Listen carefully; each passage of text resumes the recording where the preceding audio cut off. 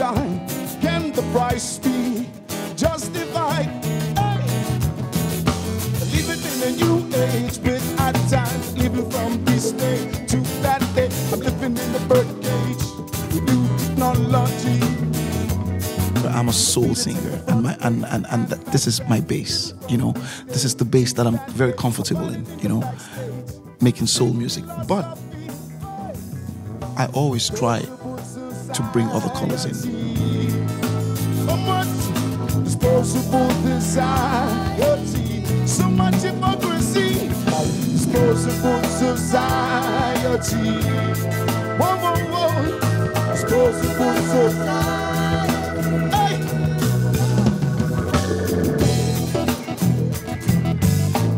Even though I'm from Sierra Leone and I was born in Sierra Leone, I also went to school in England. And then from England, I moved to Brussels. But when I was in Africa, I never played music. I just listened to music. I listened to Marvin Gaye, to Bob Marley, what my uncles were listening to. And when I came to school in England, I listened to a lot of English singer-songwriters or American singer-songwriters.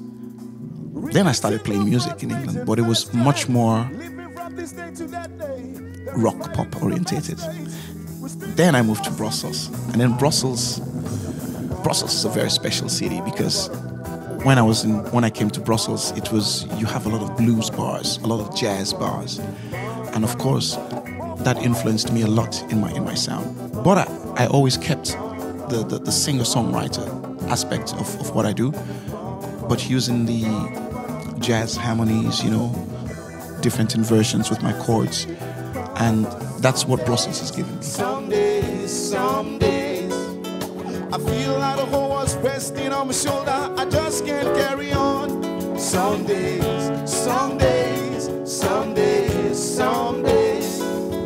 I wait for the comforts. I'm getting older. I just can't sing the song.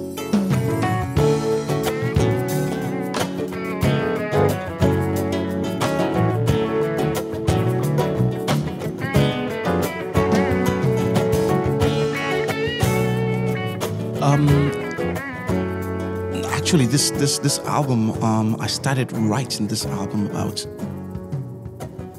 about maybe 5 years ago.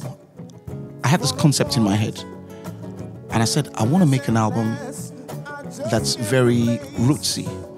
So for 5 years, I was traveling a lot. The songs were coming because of my traveling, and certain issues were happening, like the climate change things were happening with the climate change. Then, of course, the financial crisis, things were happening, and so all of these things just came together to make an album which I titled Disposable Society. Stepped off an aeroplane without a coat. Shouldn't be ashamed.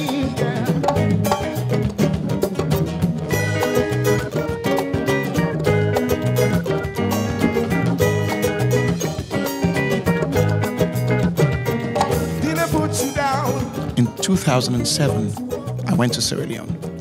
And of course, when I went to my country and I saw the people in my country and I saw what had happened, how things have changed, I sort of had hope.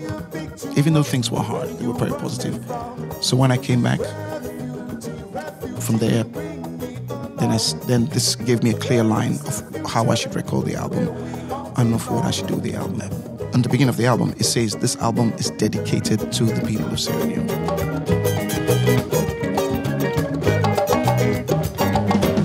Passport control, passport shoot not. Truth you have told, say it's not enough.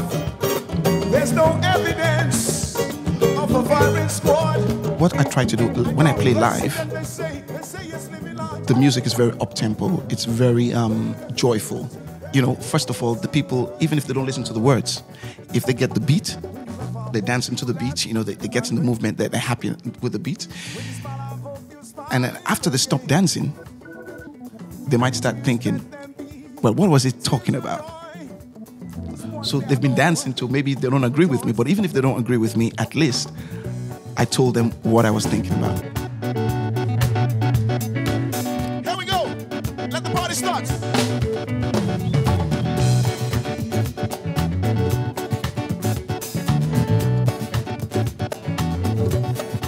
People always say that I'm a protest singer, I am an engaged artist. It is very true. It's not everybody who always has the opportunity to be in front of a microphone and have an audience in front of them. So I think when you have that opportunity, when you've been given that opportunity, I want to tell people how lucky we are and also remind people how unlucky some other people are.